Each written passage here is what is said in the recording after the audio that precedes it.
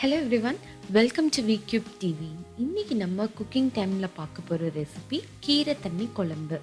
இந்த குழம்பு பார்த்திங்க அப்படின்னா நம்ம கீரையோட தண்ணி வேக வச்ச தண்ணியை எடுத்து நம்ம இன்றைக்கி இந்த குழம்பு பண்ண போகிறோம். கீரை சாப்பிடாதவங்க கூட நிறைய பேர் இருப்பாங்க, ஆனால் இந்த குழம்பு ரொம்பவுமே யம்மியாக இருக்கும். ஸோ கீரையில் கிடைக்க வேண்டிய அத்தனை சத்தும் இந்த குழம்பு மூலமாக அவங்களுக்கு கிடைக்கும். ஸோ வாங்க நம்ம இந்த ரெசிபி எப்படி பண்ணுறதுன்னு இன்னைக்கு வீடியோவில் நம்ம பார்க்கலாம். இன்றைக்கி நான் இந்த குழம்பு செய்கிறதுக்கு முருங்கைக்கீரை ஒரு கட்டை எடுத்து அதை நல்லா கழுவி சுத்தம் பண்ணி எடுத்து வச்சுருக்கேன். அப்புறம் இந்த கீரையை நம்ம பருப்பில் தான் வேக வைக்க போகிறோம். ஸோ அது வேக வைக்கிறதுக்கு ஒரு அரை கப் அளவுக்கு துவரம் பருப்பு எடுத்திருக்கேன். இந்த துவரம் பருப்போட தண்ணியில் தான் நம்ம இந்த கீரையை இன்றைக்கி வேக வைக்க போகிறோம். அதுக்கு தேவையான அளவுக்கு உப்பு, அப்புறம் காரத்துக்கு நம்ம குருமிளகு தூள், அது ஒரு டேபிள் ஸ்பூன் அளவுக்கு மிளகு, அதுக்கப்புறம் ஒரு டேபிள் ஸ்பூன் அளவுக்கு சீரகம், அதுக்கப்புறம் ஒரு இன்ச் அளவுக்கு புளி லைட்டாக இருந்த போதும். அப்புறம் துருவி வச்சுருக்க தேங்காய் நல்லா ஒரு கப் அளவுக்கு எடுத்துக்கோங்க. 1.5 டேபிள் ஸ்பூனுக்கு மிளகாத்தூள் எடுத்துக்கோங்க. அப்புறம் ஒரு 4 டேபிள் ஸ்பூன் அளவுக்கு மல்லித்தூள் எடுத்துக்கோங்க.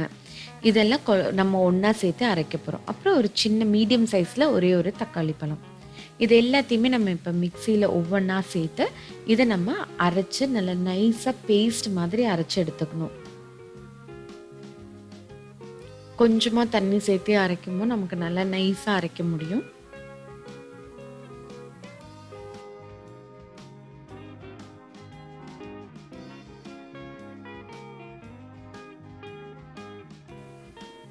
இந்த மாதிரி நல்லா நைஸாக அரைச்சி எடுத்து வச்சுக்கோங்க. இப்போ நம்ம கீரையை வேக வைக்கலாம். ஃபஸ்ட்டு அதுக்கு பருப்பு ஒரு குக்கரில் போட்டு வேக வைக்கிறேன். எங்கள் பருப்பு பார்த்திங்கன்னா சீக்கிரம் வெந்துடும், அதனால நான் விசிலுக்கெல்லாம் வைக்கல. டைரெக்டாக பருப்பில் கொஞ்சம் மஞ்சத்தூள் போட்டு நான் வேக வைக்க போகிறேன்.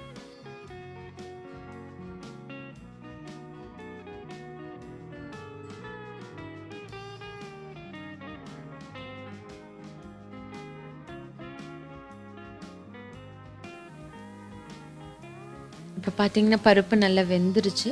ஸோ நம்ம ஸ்டவ்வை ஆஃப் பண்ணிவிட்டு இப்போ இந்த பருப்பையும் தண்ணியும் நம்ம தனித்தனியாக வடிகட்டி எடுத்து வச்சுக்கலாம்.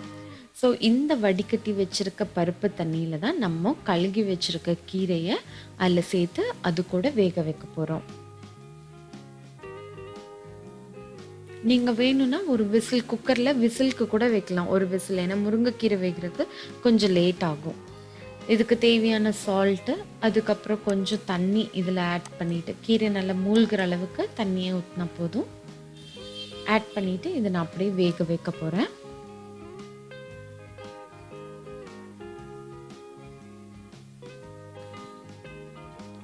இப்போ பார்த்தீங்கன்னா கீரை நல்லா வெந்துருச்சு. அதோட தண்ணியெல்லாம் பார்த்தீங்கன்னா கலரெல்லாம் சேஞ்ச் ஆயிடுச்சு. ஸோ நம்ம இப்போ கீரையும் கீரையோட தண்ணியும் தனித்தனியாக வடிகட்டி எடுத்துக்க போகிறோம்.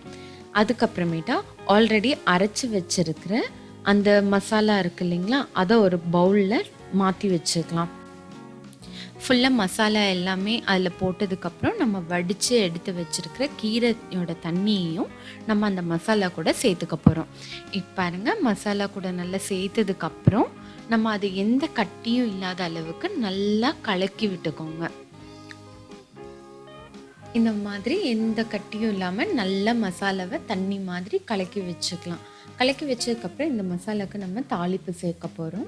ஸோ அதுக்கு ஒரு கடாயில் 1 டேபிள் ஸ்பூன் அளவுக்கு எண்ணெய் ஊற்றிட்டு 1 டீஸ்பூன் கடுகு போட்டுருங்க. கடுகு நல்லா பொரிஞ்சதுக்கப்புறம் ஒரு கைப்பிடி அளவுக்கு கருவேப்பிலையும் அதில் சேர்த்துக்கோங்க.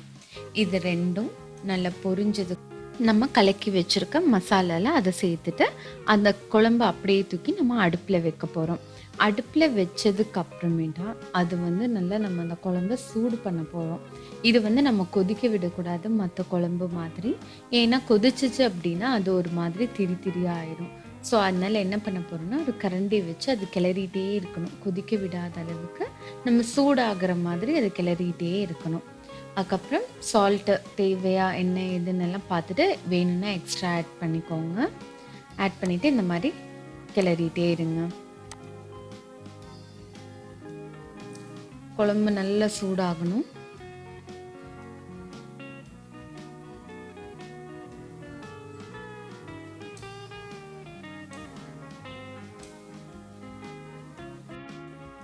இந்த மாதிரி சைட்ல எல்லாம் பார்த்தீங்கன்னா அந்த குழம்பு கொதிக்கிறதுக்கான ஸ்டேஜ் வர்றதுக்காயிரும். ஸோ இதை நம்ம கொதிக்க விடாமல் திரும்ப நம்ம நல்லா கிளற போகிறோம்.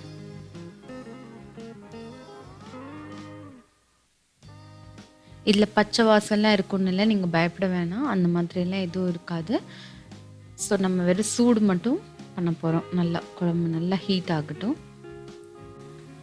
அதே மாதிரி நீங்கள் மிச்சம் இருக்கிற அந்த கீரையும் பருப்பையும் வச்சு நீங்கள் வெங்காயம் போட்டு பொரியல் பண்ணி சாப்பிட்டுக்கலாம். இப்போ பார்த்தீங்கன்னா இந்த ஸ்டேஜில் குழம்பு கம்ப்ளீட்டாக ரெடி ஆகிடுச்சு. எந்த பச்சை வாசமும் இல்லாமல் குழம்பும் நல்லா கொதிக்கிற ஸ்டேஜ் வந்துருச்சு. ஸோ இப்போ நம்ம ஸ்டவ்வை ஆஃப் பண்ணிடலாம். அவ்வளோதாங்க. ரொம்ப சிம்பிளான இன்க்ரீடியன்ட்ஸ் வச்சு ரொம்ப ஈஸியான ரொம்ப வித்தியாசமான ஒரு குழம்பு தான் நம்ம இன்றைக்கி பண்ணியிருக்கோம். ஸோ மறக்காமல் இந்த ரெசிப்பியை நீங்கள் ட்ரை பண்ணி பாருங்கள்.